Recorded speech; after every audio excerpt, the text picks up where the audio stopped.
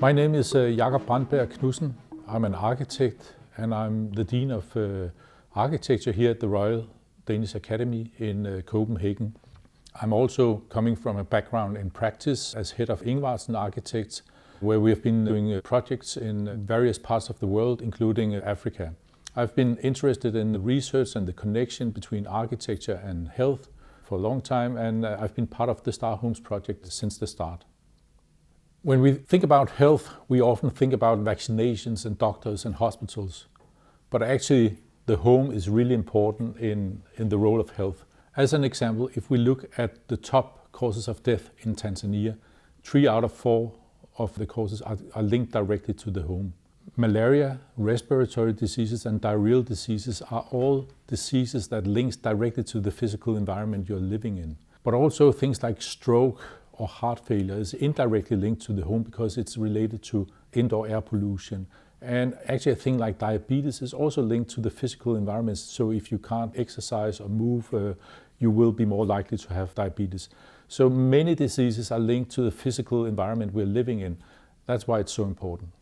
The ones living in the poorest communities are often most affected. Like these 2 pictures showing the impact of an earthquake. The picture from Haiti shows an area which is completely destroyed, and a picture from Japan from an earthquake of the similar magnitude shows how the buildings are still intact. So there's a much greater chance of you surviving in Japan than in Haiti, and this is directly linked to income. You see the same pattern in malaria, which is also a disease very much connected to rural poor communities.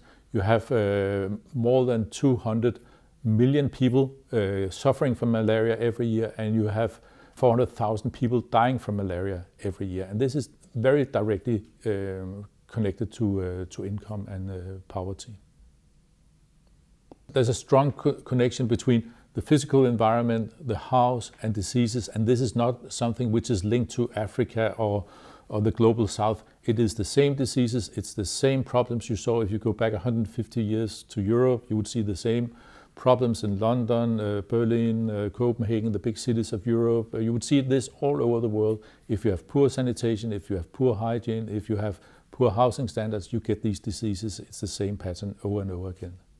Evidence-based design is a very simple thing. It's actually that you take in the knowledge you have when designing a house. So you try to understand before you start designing the house, what are the parameters, how can I improve, for instance, ventilation, or how can I improve sanitation by looking at studies done by others before. So you take in the knowledge done before and you try to understand it before you make a new house. A healthy home is a home where the design of the house is supporting the health of the inhabitants. And this is exactly what we are trying to do with the Star Homes project. We are trying to use a holistic approach, bringing together all the stakeholders, not only the architects, but also medical doctors, entomologists who know something about mosquitoes, social scientists, builders, everybody who can contribute to a better design that will, in the end, improve not only the health, but also the general well-being and the good life of the inhabitants.